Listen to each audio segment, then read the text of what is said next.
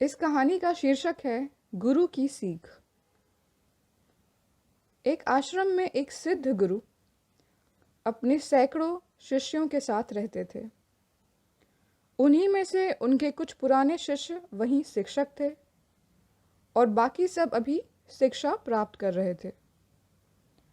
उनका एक शिष्य कर्मदास, जो कि अभी उनके आश्रम में छात्र ही था, वह बहुत अधिक बोलता था।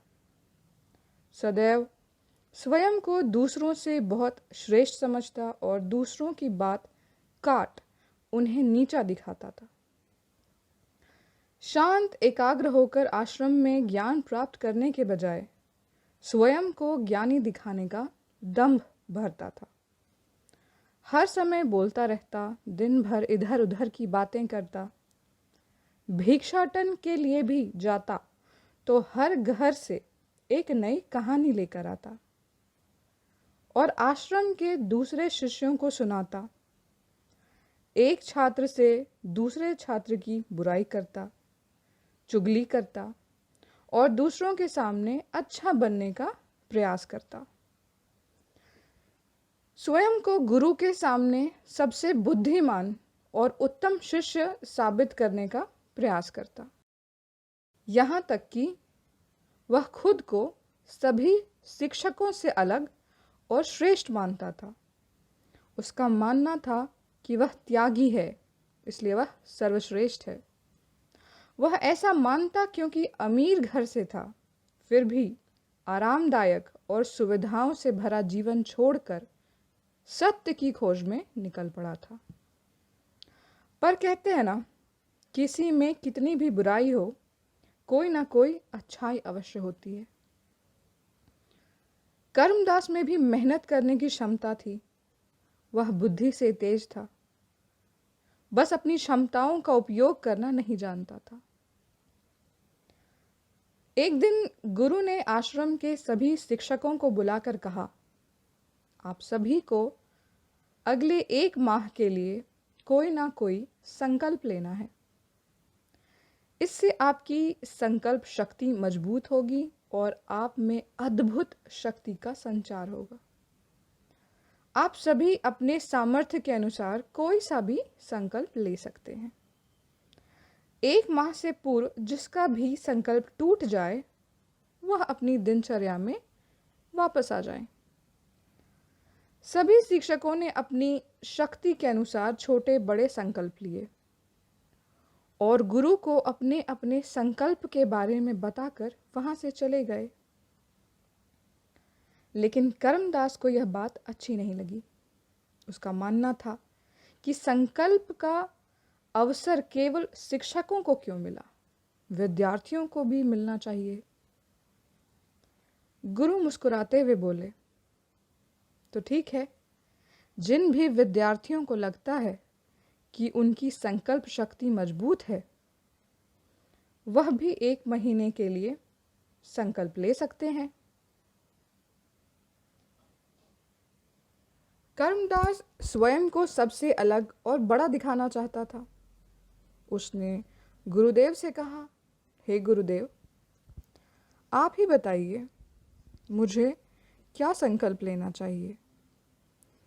तो गुरुदेव ने कहा, मेरे पास एक सुझाव है।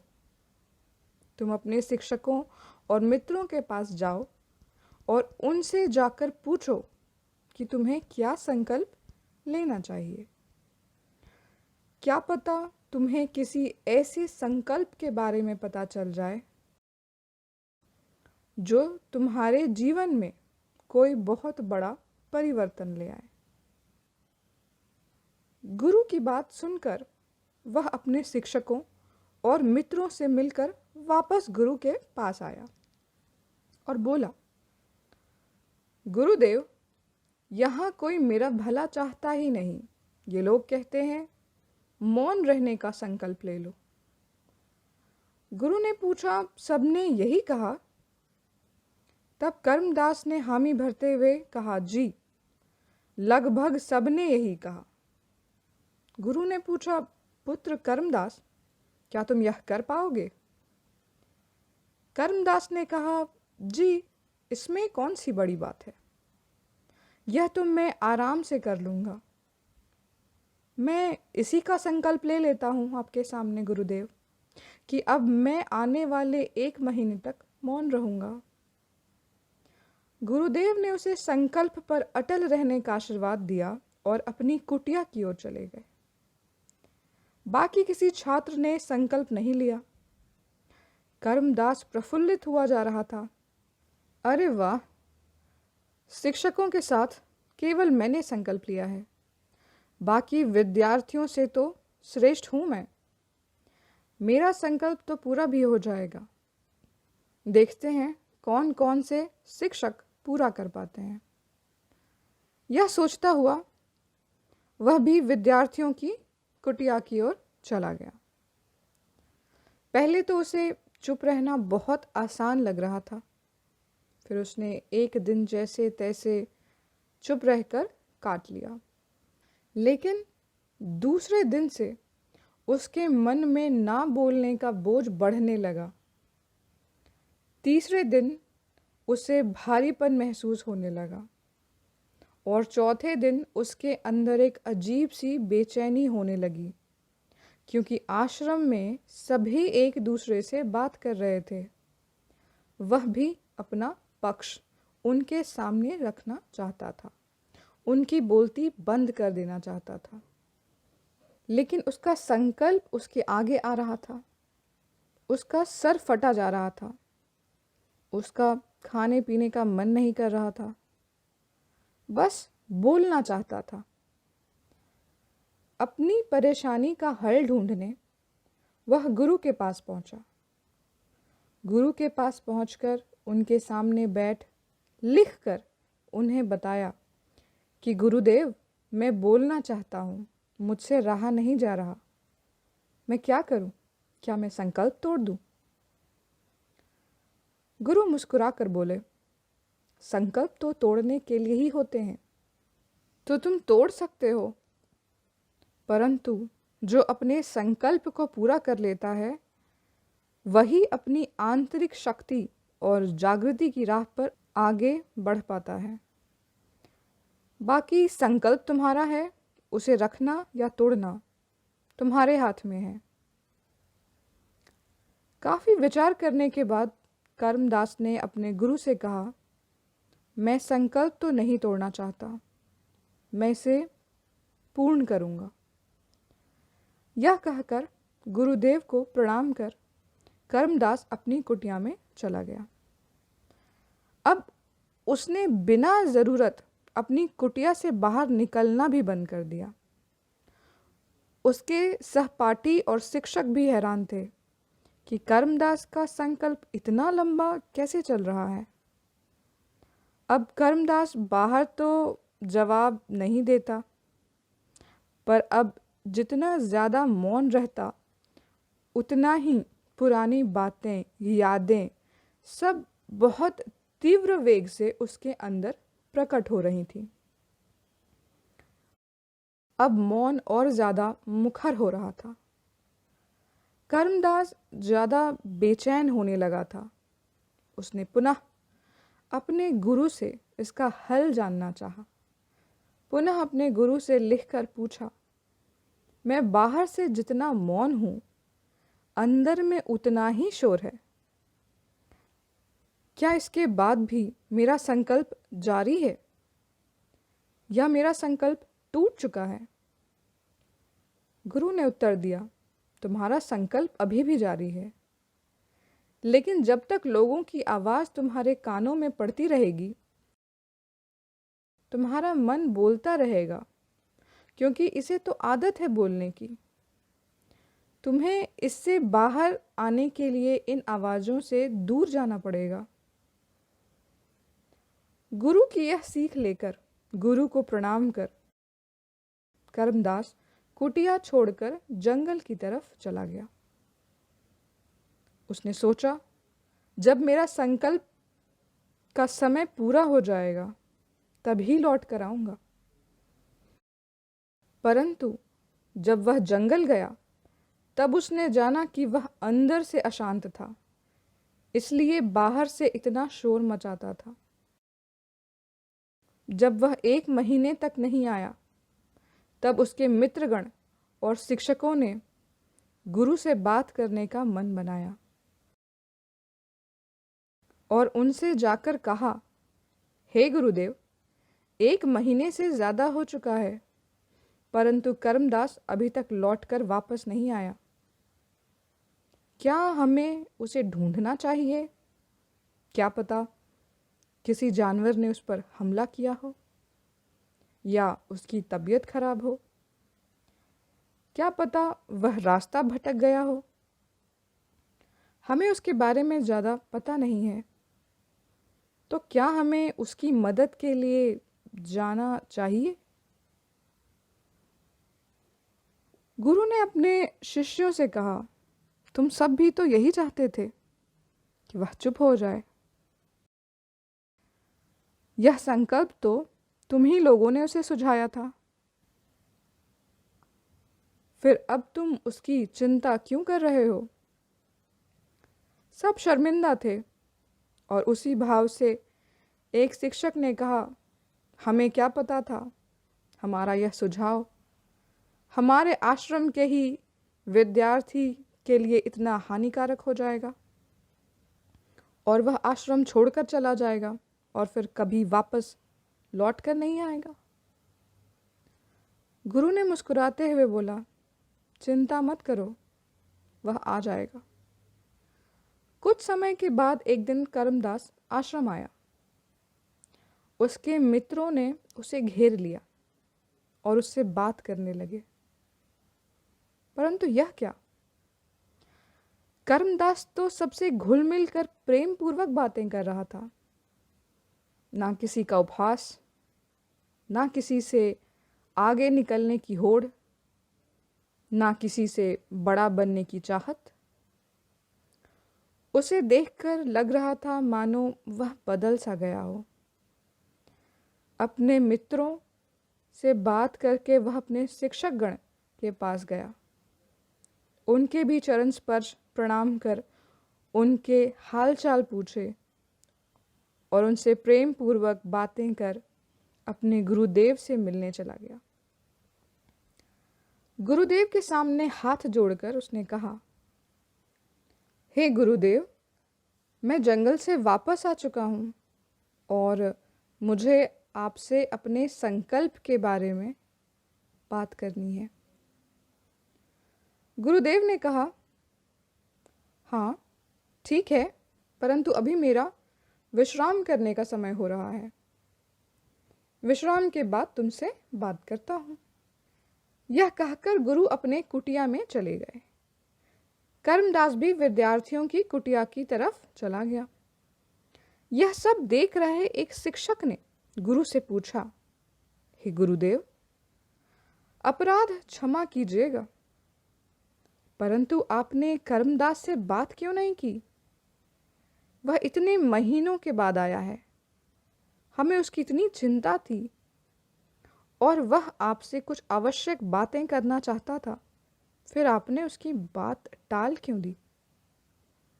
गुरु ने मुस्कुराते हुए कहा, यही तो उसकी परीक्षा है।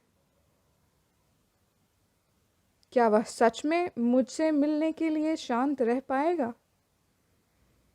या फिर मेरे मना कर देने से उसके अंदर की अशांति फिर से जाग जाएगी? देखते हैं। यह बोलकर गुरु विश्राम करने लगे।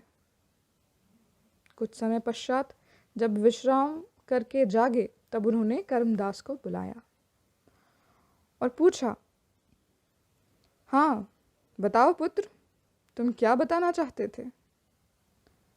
कर्मदास ने हाथ जोड़कर कहा, गुरुदेव, मुझे तो नहीं पता कि मेरा संकल्प पूरा हुआ या नहीं। इसी बारे में आपसे चर्चा करना चाहता था।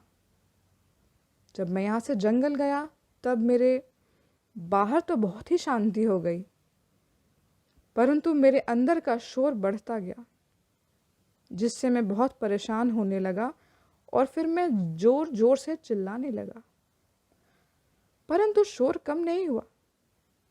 तब जाना कि जो शोर मैं बाहर मचाता था, वह शोर मेरे अंदर रहता था। मेरे अंदर की कमियां, अज्ञानता और इनकी वजह से पनपी असुरक्षा की भावनाओं ने मुझे अशांत कर दिया था। मैं अपनी कमियों को सुधारने और अपने ज्ञान वर्धन करने के बजाय उसे दबाता था और अपने मौखिक शक्ति से जीतना चाहता था। बातों के बल पर मैं सारी चीज़ें जीतना चाहता था। यही मेरी गलती थी। जब मैंने अपने अंदर के शोर को समझना शुरू किया और उसे शांत करना शुरू किया, तब मैं समझ पाया कि ना मुझे मौन रहने की आवश्यकता है और ना ही मुझे वाचाल रहने की आवश्यकता है। मुझे केवल सम्यक रहने की आवश्यकता है। जितनी आवश्यकता है उतना ही बोलना चाहिए, अन्यथा चुप रहना चाहिए। अब आप मुझे बताएं कि क्या मेरा संकल्प टूट गया या मेरा संकल्प पूर्ण हुआ? गुरु ने मुस्कुराते हुए कहा, पुत्र, यदि तुम 1 महीने तक बिना कुछ बोले चुप रहते और मुझसे कोई प्रश्न भी ना करते और अपनी यात्रा में आगे भी ना बढ़ते, तब भी तुम्हारा संकल्प पूरा हो जाता। परंतु उस संकल्प के पीछे की योजना सिद्ध नहीं हो पाती। परंतु तुमने जंगल जाकर अपने लिए मार्ग भी स्वयं बनाया और उसे स्वयं सिद्ध किया। मैं प्रसन्न हूं कि तुम्हारा संकल्प भी पूरा हो गया और उसके पीछे की योजना भी सिद्ध हो गई। कर्मदास यह सुनकर आनंद से भर गया। उसके चेहरे की मंद मुस्कान सब व्यक्त कर रही थी। फिर गुरु ने कहा, अब मैं चाहता हूं कि मैं इस आश्रम के सभी लोगों से बात करूं। उन सबको बुला लाओ। कर्मदास जाकर सारे शिक्षकों और विद्यार्थियों को इकट्ठा कर लाया। उन सब ने गुरु को चरण स्पर्श प्रणाम किया और गुरु को सुनने के लिए करबद्ध हो खड़े हो गए। गुरु ने कहा, मेरे प्यारे शिष्यों, मैंने आप सभी को संकल्प वाले प्रकरण से जुड़े कुछ मुद्दों पर प्रकाश डालने के लिए बुलाया है। पहला, यदि आपके सामने कोई क्रोधित होता है या आपको नीचा दिखाने की कोशिश करता है, तो आपका कर्म है कि आप उसे शांत करवाएं या शांति की राह दिखाएं, ना कि उसकी कमियां निकालकर उसे और दुखी या अशांत करें। दूसरी बात, यदि आप अशांत हैं और आपको कोई बताता है, तो आप उससे मदद मांगें और अपने आप को शांत करने का प्रयास करें, ना कि मौखिक शक्ति से उसे हराने का प्रयास करें। तीसरा, किसी से परेशान होकर कोई ऐसा हल ना निकालें जो किसी के लिए हानिकारक सिद्ध हो सकता है, क्योंकि बाद में इस पर आप ही को पछताना पड़ेगा। और चौथा, अपनी कमियों को छुपाने के लिए अपने मौखिक शक्ति का सहारा ना लें, अपितु अपनी कमियों को सुधारें। वही आपकी शक्ति है। सभी को अपनी अपनी गलती समझ आई और सभी ने स्वयं में सुधार करने की स्वेच्छा बताई।